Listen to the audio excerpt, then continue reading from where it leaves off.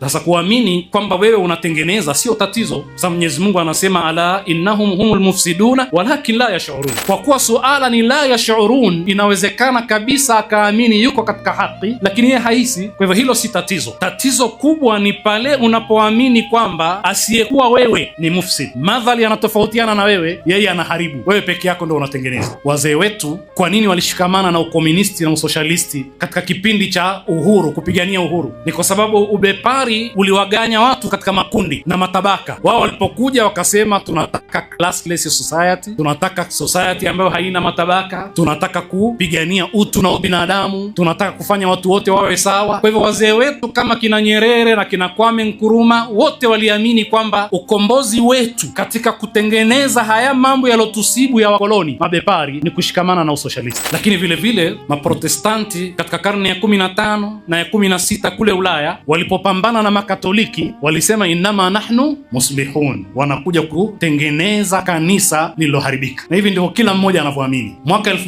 1992 mtaalamu mmoja wa Marekani aliandika kitabu, kiko katika mitandao kwa lugha ya Kiingereza na lugha ya Kiarabu. Bwana huyu anajulikana kwa jina la Francis Fukuyama. Jina la kitabu Nihayatul Insani au Nihayatut Tarikh wal Insanul Akhir. Sasa tumefikia mwisho wa historia na sambuli ya mwanadamu wa mwisho atakayekuwepo ni huyu wa sasa hivi. Kwa maana gani? Kwa maana ya kwamba mfumo wa kibepari wa uliberali ndio mfumo bora, haujawahi kutokea na hautotokea kamwe. Huo ndio mwisho wa historia ya binadamu, akiamini kwamba tumefikia kilele sasa cha uhuru wa mwanadamu, kiasi kwamba hakuna fikra mpya itakayozalishwa ambayo itakuwa ni bora kuliko uliberali huu unaotawala kwetu sasa hivi. Ukisema liberal economy maana yake ni uhuru wa soko, na sisi tunaishi katika zama hizo. Demokrasia ni katika siasa za kiliberali ambayo ndio bidhaa inayouzwa duniani kwa watu wote, na anayeikataa anatizamwa kama ni mshenzi, kwa kuamini kwamba islah na kutengeneza kunapatikana katika jamii za kibinadamu kushikamana na itikadi ya mfumo wa kiliberali katika siasa yao na katika uchumi wao. Ndio utaona kuna nchi zimevamiwa, zimefanyiwa vituko, vikwazo vya kiuchumi kwa sababu